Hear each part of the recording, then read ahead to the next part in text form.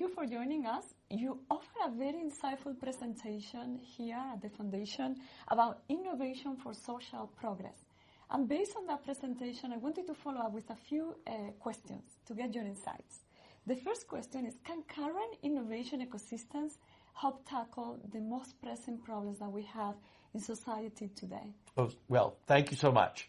So one of the most important things that we can leverage out of our innovation-driven entrepreneurial ecosystems is the ability of innovators and entrepreneurs to actually tackle not just problems that lead to a new product or service or platform, but actually address our most pressing social, human, and environmental challenges.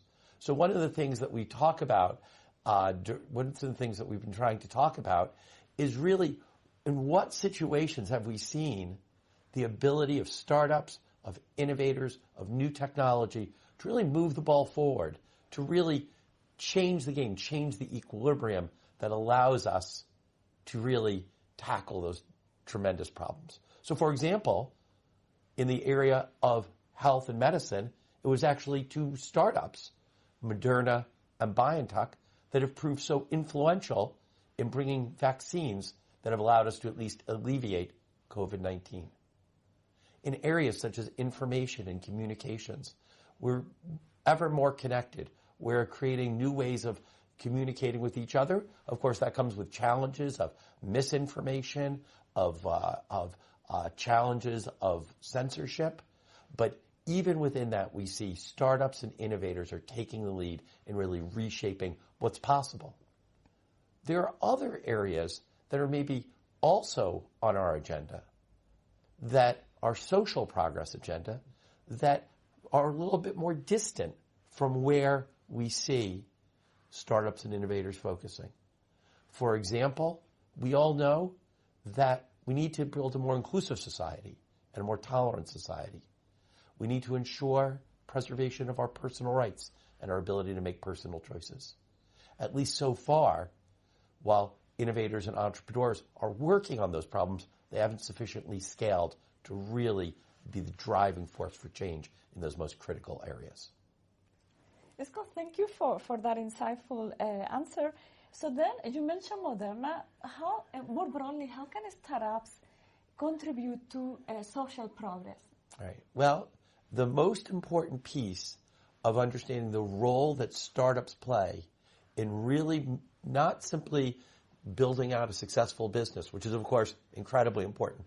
The startup can't succeed unless it has paying customers, unless it has ultimately a viable business model. But the question is, what problem are the entrepreneurs and the innovators focusing on to solve? In the case of something like Moderna, there was a group of scientists and entrepreneurs who for more than 15 years have been thinking about how to take mRNA technology, an emerging technology, and bring it out of the labs and to society. And just in time, since that truth has proven to be such a game changer in the context of the pandemic. And so a good question that you can ask if you're an entrepreneur or an innovator, or if you're supporting that activity, is how do we take the time to make sure that our entrepreneurs and innovators, how do we give them the right incentives and the right norms so they're really focusing on problems that can really make a difference in the world?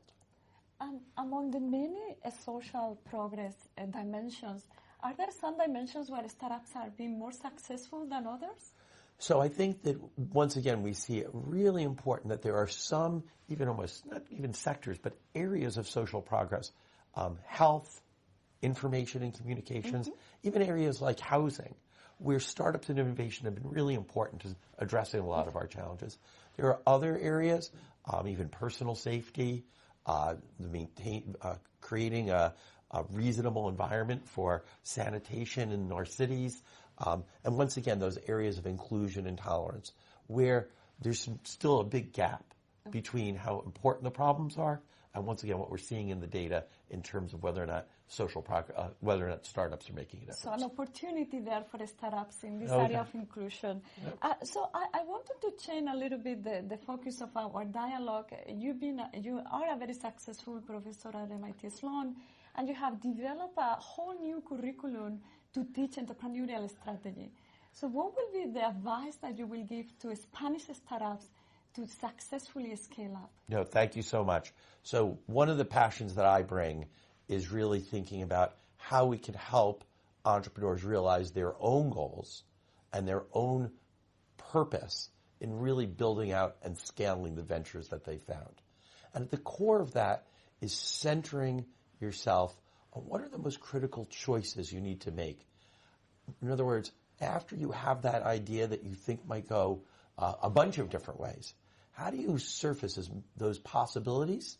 And then how do you choose a real possibility and experiment and test that relentlessly so that you can figure out how to validate how you can create value for other people, create value for customers, and ultimately build a company that's scalable and sustainable. So choice matters. Your choices as entrepreneurs matter, and figuring out how to focus on those most critical choices is key to moving forward. Thank you for a very insightful dialogue, Professor Scott Stan. Thank you so much.